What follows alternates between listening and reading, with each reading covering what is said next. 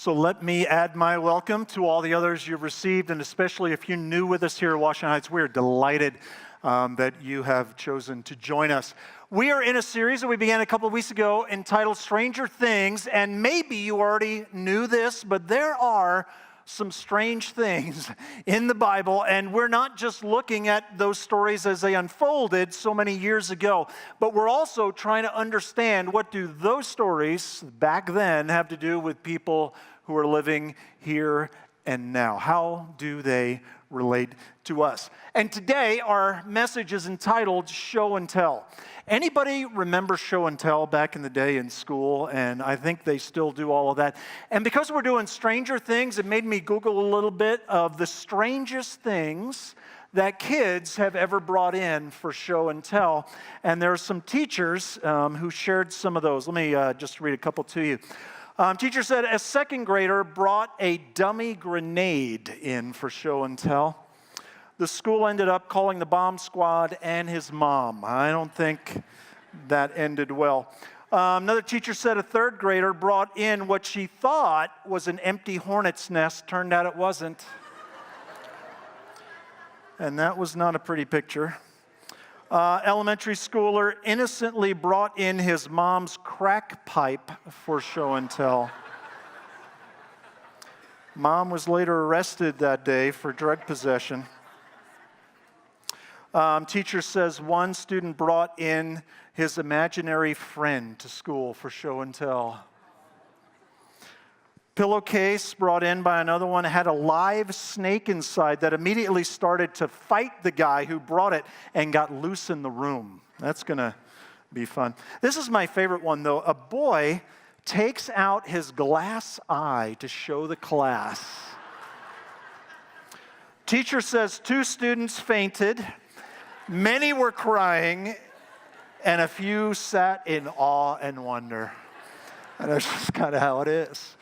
Show and tell. And what we're going to have the opportunity to see today is faith that is show and tell. We might think that faith are things that we believe about God in our minds or in our hearts. It's stuff that we talk about, but we're going to see people today who live their lives out of a place of conviction. And my guess is, you say, well, yeah, we're in church, and I think we would hear about living life out of conviction, especially convictions born out of the faith in the God of the Bible.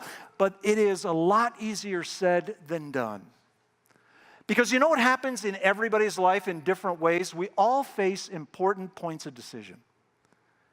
And it's one thing when we face those moments and we either get the call from the doctor and, there's just nothing we can do about what they say. We're just going to have to deal with it. Or somebody says that they're going to check out of a relationship and really, everything is out of our hands. And we're just going to have to navigate that. But it's another thing when we can make some decisions about what we face. And I think it's easy to talk about convictions, especially in a place like this. But if we look at the world in which we live, a lot of times, how we make a decision, we'll see which way the wind of circumstances is blowing, and that's the way we're going to go. Or maybe we think about the critics that will be on the other side of a decision that we make that is born out of conviction in the God that we know, and we choose something different because our goal now is to avoid critics.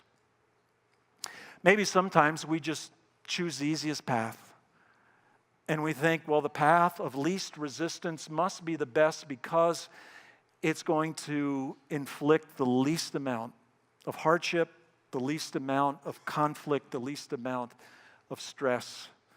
And so I'll go that way. But we will see 3 young men, and they actually have a decision to make. They could choose one of a number of different options, and they choose to live and choose to decide from a place of conviction. And I want to walk through that story, and then I want to really unpack some ideas that help people like us to live their lives more from a place of conviction in the God of the Bible. So we're way back in the Old Testament in a book called Daniel, and just to give you a little bit of context, in the year 504 BC, the big dog nation of the time was called Babylon, and Babylon was just running roughshod pretty much over everybody in the known world at the time, and they conquered this place, this nation that God raised up called Israel. And they had an unusual foreign policy when it came to defeated nations. Many times what people would do is either kill the enemy once they've defeated them or turn them into slaves. And they would just do manual labor, and that's just what they had to do, no matter who they were. Well, Babylon did something different. And I think there was some wisdom behind this decision. They said, let's go into those conquered nations. Let's find the best and the brightest. And let's bring them to Babylon. Let's immerse them, enculturate them into the Babylonian way. And we can actually benefit from their brilliance, from just their giftedness, and they'll help us to become an even greater nation. And so that's what happened. And when they conquered Israel, 3 of the people that they took, we're going to see in this story, their names are Shadrach, Meshach, and Abednego. And they held positions of authority, positions of responsibility. No doubt they had hopes and dreams. They're still young men at this point. You know, much of their life is in front of them. But then one day, there's a point of decision. And it's not that they don't have any options. They do, and we'll see the option play out. But even when presented with all kinds of different opportunities, they decide they live from a place of conviction. How can we do more of that? So let's jump into this story.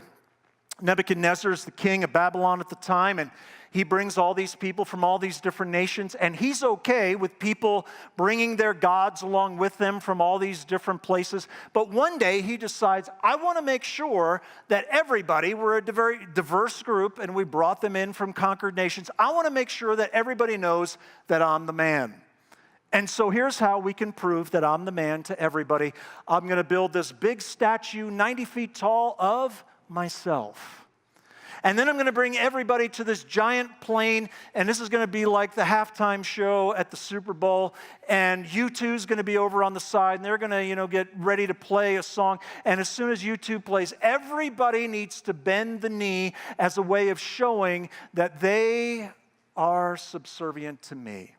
I'm the man. I hold their lives in my hands. They will follow me.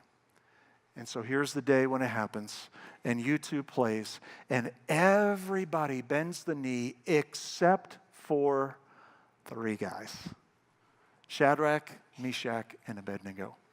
And here's maybe an image of what that moment looked like. Everybody else is down and saying, Nebuchadnezzar, you are the man.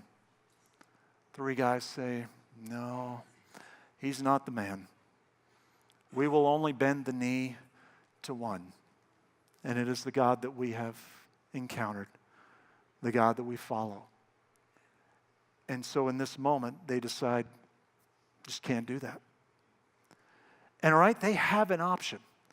Right, they could maybe say, you know what, this is not just, an external thing. I mean, we could bend our knee, but inside of our hearts, we could be committed to God, and nobody has to know what we're believing inside of our hearts and minds. Or they could have done, the old fake out thing of, our sandals aren't tied, so we'll just kind of bend down there while everybody else is doing it, and then no one will be any the wiser. But that's not what they choose to do. And they stand for the God that they have come to know. Well, the king hears about this. He doesn't see it play out in live time, but there's some critics who say, hey, they're 3 guys from Israel, and they defied you, king. They don't respect you. And so they were brought in, and Nebuchadnezzar tries to take the velvet glove approach at first, and he says, in essence, maybe you didn't understand correctly, but I'm going to give you another chance. And so we fire up the band again, and they play. You just drop to a knee, and we're all good. You can go back to your positions of responsibility. He's already seen them in action. They are gifted and capable, and they've been successful. And if you don't, I'm going to throw you into a furnace. And again, they have an opportunity. Yeah, you know what? Is it worth that? Is it worth our very lives? Because now it seems like, we got a couple options, but one sure seems to end a whole lot better than the other one. And we can still keep our hearts committed to God. But here is what they say instead. Shadrach, Meshach, and Abednego replied, "O Nebuchadnezzar, we do not need to defend ourselves before you. If we are thrown into the blazing furnace, the God whom we serve is able to save us. He will rescue us from your power, your majesty. But even if he doesn't, we want to make it clear to you, your majesty, that we will never serve your gods or worship the gold statue you have set up." Nebuchadnezzar was so furious with Shadrach, Meshach, and Abednego that his face became distorted with rage. This is the idea that in that moment he's been nice, he's been trying to bring him along, and now something just snaps inside of him. He commanded that the furnace be heated 7 times hotter than usual. In the Old Testament, that's a way of saying a lot. This furnace is being heated up as hot as they can possibly get it. And I wonder if any of us in that moment where we think, this isn't make-believe. It's either a furnace or bend the knee. What's it going to be? And they recognize, you know what? Those are the 2 choices before us. But we're going to stay committed. And we're going to decide out of conviction to the God that we have come to know. And we will follow him, even if it leads us to a furnace. So they tied them up and threw them into the furnace, fully dressed in their pants, turbans, robes, and other garments. And because the king in his anger had demanded such a hot fire in the furnace, the flames killed the soldiers as they threw the 3 men in. I think this lets us know this is not a defective furnace. It works just fine. And it is on full alert. And I wonder if, being led to that place, those 3 men think, the God that we've come to know, we know what he can do, but we're not sure what he will do. And sometimes being faithful to the very end is the best that you can do. And if nothing else, we have not compromised our conviction in the God that we have come to know. And some days, that's the best we can do. So they were not only securely tied, they fell into the roaring flames. And I wonder if they just braced themselves for a moment of the worst pain imaginable to humanity. But then they come to realize we're in the furnace. But all of a sudden we're unbound, we're unharmed, we're not burning. And that's not even the best part. The best part is what began as a moment of faithfulness to God and deciding out of conviction becomes a divine encounter. Look at what happens next. Suddenly Nebuchadnezzar jumped up in amazement and exclaimed to his advisors, he's watching all this play out, "Didn't we tie up 3 men and throw them into the furnace?" "Yes, your majesty, we certainly did," they replied. "Look," Nebuchadnezzar shouted, "I see 4 men, unbound, walking around in the fire, unharmed, and the 4th looks like a god." Who is this mysterious 4th man in the furnace? And commentators are virtually unanimous in their understanding that this is another Old Testament appearance of the one who is eternal, who at critical times made a personal appearance. This is none other than Jesus, who shows up in the middle of all of that. Some have sought to put this to an image, and I don't know exactly what it looked like. But would you agree with me in saying that's got to be the best small group meeting that this world has ever seen? I've been a part of some great small group meetings. We never had anything like that. And can you imagine what they said to each other in that place? All is well. I wonder if Jesus shared with them how proud he was of their commitment, their conviction, their allegiance, and to put on the line something so real, but it was born out of a real faith in who God is. I wonder if he told them that down through the ages, when people were going through difficult things, and whether they had a choice or not, but especially for those who do, that they would look at them for a source of comfort, for a source of strength and encouragement, to say, you're not the first one who's found themselves in a hard place. And sometimes God will meet you there. I wonder if he told them that they would be remembered for the names that were given to them by their parents, Shadrach, Meshach, and Abednego. And not the grotesque names that they were given in Babylon to honor some pagan gods. And I wonder what they said to him. I wonder if they said, we knew that you were great, but man, we had no idea. We had no idea you would do this. And we had no idea that you would show up here and now. This has to be the moment that for the rest of their days, they look back on and they say, that was the can't miss experience. We never meet these guys again in the whole story of Daniel. This is the last time we hear about them. But you can believe that this was the day in which they said, oh my goodness, it would have been so easy to miss the furnace. And if we had, we would have missed the experience of a lifetime. And so I wonder if on the anniversary of this day, they would pull out those clothes once again and, probably, some of those clothes years later have holes in them and are out of style and don't fit them so well. And so their wives probably tried to throw them away because something like that can happen in this world of ours. But they hung on to those things and they wore them anyway. They wore them proudly. And they reflected back on this day where they said, man, we could have missed it. I'm so glad we didn't. So glad we didn't. It was the can't miss experience of their lives. Here's how the story goes on. Then Nebuchadnezzar came as close as he could to the door of the flaming furnace, and he shouted, Shadrach, Meshach, and Abednego, servants of the Most High God, come out, come here.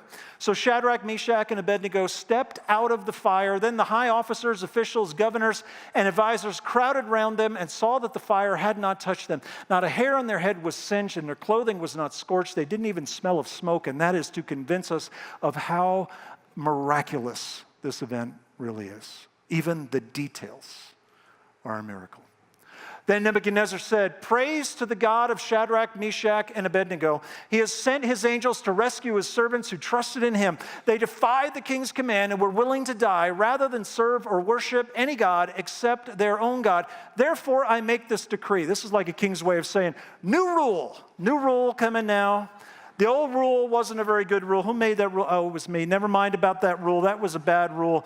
This is going to be a better rule. If any people, whatever their race or nation or language, speak a word against the God of Shadrach, Meshach, and Abednego, they will be torn limb from limb, and their houses will be turned into heaps of rubble. And this is not a big freedom of speech guy, right? This is not a big Bill of Rights guy here. He's serious in whichever direction this is going. There is no God who can rescue like this. Is it fair to say that the show and tell faith of these three young men made a profound impact on a pagan king? And I wonder if there would have been any other way for that to happen. So let's talk about some principles for living out our convictions. How can you and I more express? How can we more live out? How can we more decide based out of the convictions that we have in the God of the Bible? Let me share a couple of those with you that come from this story. First, it's easier to stand for Jesus when we stand with friends. Right? There are three guys, and they stand together. Faith was not made to be a solo deal. We're made to do life together. We're made to do faith together. And that is one of the deep-seated reasons why we are so passionate about something called small groups. Because in the context of life on life, not only do we get transformed by experiencing and hearing what God is doing in the lives of others, not only do we learn together, but we also have courage for the moments when we need it the most. And there's just a statement that the Bible makes that we're going to become like those that we hang around with. And I think that's just a dynamic of life. We know that. If you're into mountain biking and you hang out with a bunch of mountain bikers, that's what you're going to do. And if you're not into exercising and eating right and all of that, but you start to hang out with people who do, chances are that's what you're going to do. If you hang around with people who like country music, I will pray for you because that's just different. You're going to become like people that you hang around. And I think one of the clear images of this story is that these three guys stand together. And there's a commitment that they share with each other. And there's a journey that they're taking with each other. And they're going to stand together, come what may. And I don't know how many times I've heard from people here about the difference it makes to have those kind of connections. To have somebody that at 3 a.m, when the wheels come off, that you got somebody to go to and somebody who will be there for you. It's one of the things I hope, I dream, I pray for everybody who's a part of Washington Heights. We're not made to go alone. And so they stand together. May we stand together. And the strength for some of those very important times of decision are a lot easier when we are not alone. Second principle, faith trusts God. It does not presume upon God. And here's what I mean by presume upon God. We find ourselves in a difficult situation and we go to God. And we also not only go to God, but we also really anticipate the outcome of that situation. And it seems so obvious to us and it seems so right to us. But many times, God doesn't show up in the way that we think He should. And when we presume, when we anticipate, or maybe even when we prescribe the outcome to God, and He doesn't show up in that way, it leads to great disappointment with God when He had something different in mind all along.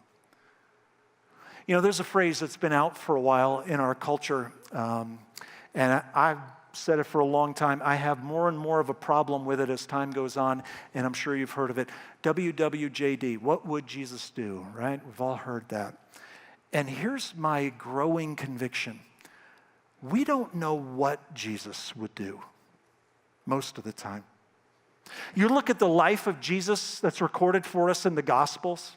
When He would talk to one person about who God is and how you can get in a relationship with Him, He'd say it one way. And then He talks to the next person and He just pushes a play button and the same thing that He said before plays again, right? Wrong. When He healed people, He never healed two people the same way. One time He just speaks a word, somebody miles away is made well. Another time He makes some mud from spit and puts it on their eyes. What would Jesus do? We don't know what Jesus would do. But if we presume upon the outcome, we might wind up disappointed because God has not shown up in the way that we think He should. And here's what these guys understood on that day, and here's some of their language. God is able, but if not, they didn't know how this story was going to turn out. And until the point where they're in the furnace and realize that God showed up and it's a miracle, they're thinking, well, best we could do today was be faithful to the end. God chose to make it something bigger than that. But they knew what He could do, but they weren't sure what He would do. And may we not presume upon God, because He is so much more creative, He is so much bigger, He's so much more powerful than we imagine, that when we prescribe an ending, chances are we're limiting any sense of who He really is. Our responsibility is to build our trust in him, get to know him better and better. The outcomes are his. And there are times and ways in which that is so much more than we could ever imagine. But let's leave the outcomes to him. Another principle for living out our convictions is that influence is the result of proximity and credibility. These three guys live out their faith in real life. They are engaged in the culture of their day. They're following the God of the Bible. And it is in real life moments that their faith was on full display. It also was the opportunity for them to talk about the faith that they had, show and tell. I fear that many times in our day, we view faith as something that we do more from a distance. And I think social media has just, increased the opportunities that we have to put something on social media rather than live it out in real life. The next time I meet somebody who has changed their life, changed their heart, changed their worldview as a result of what somebody has posted on Facebook will be the first time that I meet somebody who has done any of those things. That's not how it happens. It happens by being engaged in real life, by real people who are walking through real times. In this story, one pagan king gets to see that. And there is an obvious change that he makes in his understanding. But so often for us, it can seem like it's more about secretive and private and things from a distance. Heard this story about somebody who had one of those fish deals on their trunk. And they're driving around. They were late one day, and so they're driving like a maniac, cutting people off, going around, and a little bit through a red light. Well, they get pulled over by a cop, and the cop says, step out of the vehicle, has gun drawn. He goes, I realize I was probably speeding a little bit. I realize I took a couple liberties here, but wow, is it really that serious? Well, I just saw the fish thing on your trunk, and by the way you were driving, I thought you couldn't be one of them. And I wonder if sometimes we look more to symbols and to posts than we do to living out faith in the real world from real people. What will make an impact? What will influence our day? These three guys tell us, you live from a place of conviction. And this is not a call, to go out and look for trouble. And anybody who's looking for pain in this world, that is psychologically messed up, so we're not talking about that. We're not talking about sticking a finger in somebody else's eye to cause a problem. And we've said this before, no jerks for Jesus, right? No people who are just out there picket signs and yelling things, but we are talking about genuinely living out a faith that comes from conviction. One more thing that can help us live out our convictions. Sometimes God delivers people from the furnace, but sometimes God delivers people in the furnace. Now, be honest. I'm not going to make you say it out loud, and I'll be honest with you as well. Of those two options, which is the one that we pray for the most? I don't know about you. I pray for the first one, right? If there's a way to avoid what looks scary, if there's a way for the flames to die down, I'll take that every day and twice on Sunday. But the second one is still true. That there are times we go into the furnace in whatever shape that comes. And then sometimes God meets us there, and what looks like the worst becomes the best. And what looked like it was the end becomes the can't-miss experience of our lives because we have experienced God in a way that we never would have anywhere else. I knew you were great, but I didn't know you could do this. I think that's important because in faith in our day and in our culture, I fear that many times we pray for furnace avoidance. And we avoid even the lowest level of flames. Again, let's not go looking for it because that's messed up. But I wonder if we will decide based on circumstance, which way is the winds of circumstance blowing? What's everybody else doing? That's what I'll do. What will the critics say? I'm going to avoid that. What is just plain and simple the path of least resistance? There's another option. And there is a dangerous prayer that we can pray. A prayer that asks God for opportunities to live out our convictions. To have them make their way into real life and real hard situations. And I wonder if in that moment we're praying along the lines of these three guys who said, yeah, you know what? We've got a bunch of options in front of us. But we're going to decide we're going to live out of a place of conviction. And the impact it made on them and the people around them, off the charts. And Jesus is a furnace kind of guy, we find out from this story. That he shows up in places like that. And we might think, well, God sure can't be there because this isn't any good. Oh, he's a furnace kind of guy. But I wonder how many times we've decided something else that kept us from the place that could have been the can't-miss experience of our lives. Simply because we prayed for comfort rather than courage. And we were looking for ease and had no expectations of God showing up in that place. And to show you that ultimately Jesus is that kind of a guy and that kind of a God, you know where he went?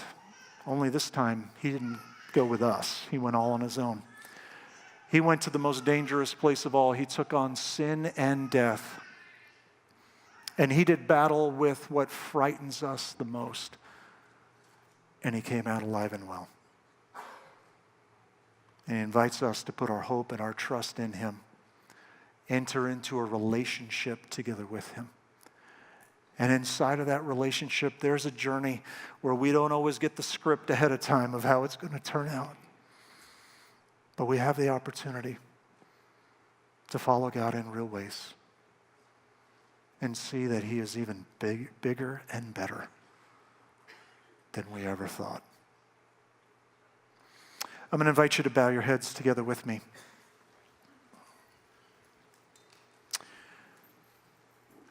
And God, thank you for who you are.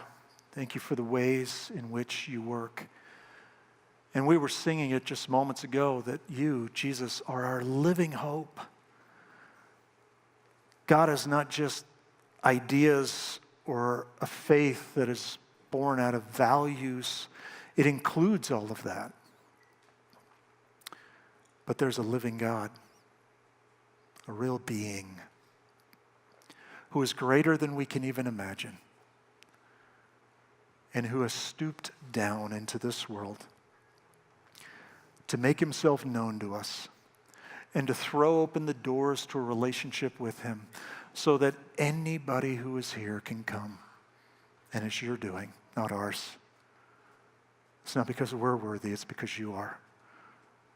It's not because we are righteous, but you are. And we can put our hope and our trust in you. And we can belong to you. And come what may in this world, there is nothing that can take us from your hand. So we thank you for who you are. And God, show us many different ways in which we can respond to that. And we thank you for the many ways in which you've given us your grace and your mercy day by day. And we ask and pray all these things in Jesus' name and for his sake. Amen.